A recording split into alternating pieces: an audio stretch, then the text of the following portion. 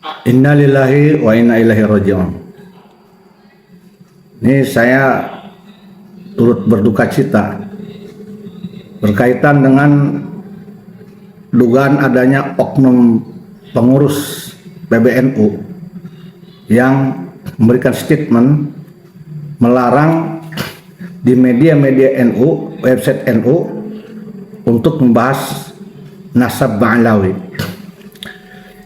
Saya tidak tahu apakah ini mengatasnamakan NU, PBNU, atau atas nama pribadi. Yang jelas, ini larangan sangat tidak sesuai dengan aturan di negara kita, yaitu kebebasan mengeluarkan pendapat adalah hak warga negara Republik Indonesia. Yang penting bukan fitnah, bukan hoax. Apalagi kalau itu pendapat-pendapat yang berkaitan dengan keilmuan untuk mencerdaskan anak bangsa.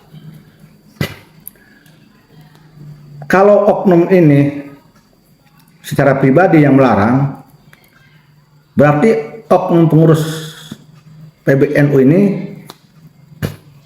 sudah menunjukkan arogansi kekuasaannya dan sudah menunjukkan kedunguan kebodohannya, dan itu sudah sangat jelas bisa dinilai oleh seluruh rakyat Indonesia. Langkah dia ini menunjukkan bahwa sesungguhnya orang itu lemah, bodoh. Sudah kalah dia, secara mental sudah kalah. Secara keilmuan pun dia sudah lemah untuk membantah tesis Haji Imaduddin. Secara psikologi orang itu sudah lemah. Orang ini orang panik menurut saya. Saya yakin NU tidak akan mungkin mengeluarkan larangan tersebut, karena saya tahu NU itu politik kebangsaan. Landasan NU adalah Pancasila, Undang-Undang Dasar 45, Bhinneka Tunggal Ika. Artinya larangan dan perintah NU tidak akan bertentangan dengan aturan, tidak akan menabrak sendi-sendi dan etika-etika aturan yang berlaku di negara Republik Indonesia. Jadi saya lebih yakin ini adalah luapan emosi oknum pengurus PBNU untuk memanfaatkan NU dengan cara yang tidak terpuji, melarang membahas nasab di media-media NU, website NU, atau di media RMI NU. Ini pengkebirian, tidak jauh bedanya dengan strategi Belanda ini, pengkebirian untuk mengamputasi kebebasan berpendapat, kebebasan berpikir, kebebasan ilmu. Ini adalah terkena virus antek-antek penjajah Belanda. Tidak pantas dilakukan oleh seorang yang menjadi pengurus pusat DNU. Wallahu a'lam bishawab. Orang ini siapa sebetulnya? Cuman yang saya tahu, diduga ini seorang doktor. Saya menduganya ini sesuai dengan apa yang banyak beredar di YouTube. Seorang doktor menjabat ketua PBNU, tetapi langkahnya dungu, langkahnya bodoh, picik, langkahnya sentimen dan emosional. Nyata sekali tidak mampu menyelesaikan persoalan Ba'alawi dengan ilmu. Lalu untuk apa dia punya doktor?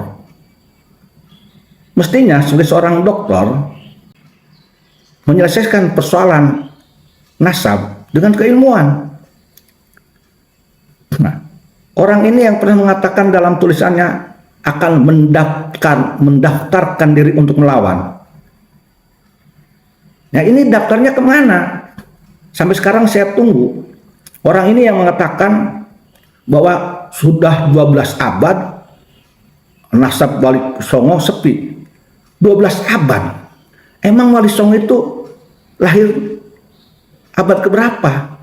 Sekarang abad keberapa? Itu hitungannya dari mana? Seorang dokter nggak bisa ngitung, aneh sekali. Sangat aneh sekali.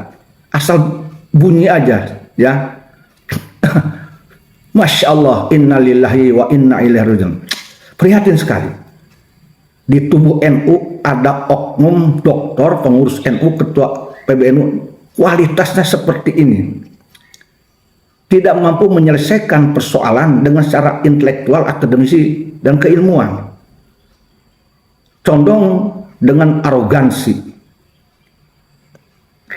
Saya kira ini akan menjadi bahan ketawanya rakyat Indonesia. Sama aja dia sudah mempermalukan dirinya, dia sudah menghinakan dirinya, dia sudah memproklamirkan kepada seluruh rakyat Indonesia bahwa dirinya bodoh dan dungu. Ya, sekali lagi saya katakan, saya yakin ini bukan aturan resmi NU, karena saya masih percaya PBNU tidak akan melakukan itu. PBNU adalah organisasi intelektual, akademisi, organisasi keagamaan yang sekarang masih hebat.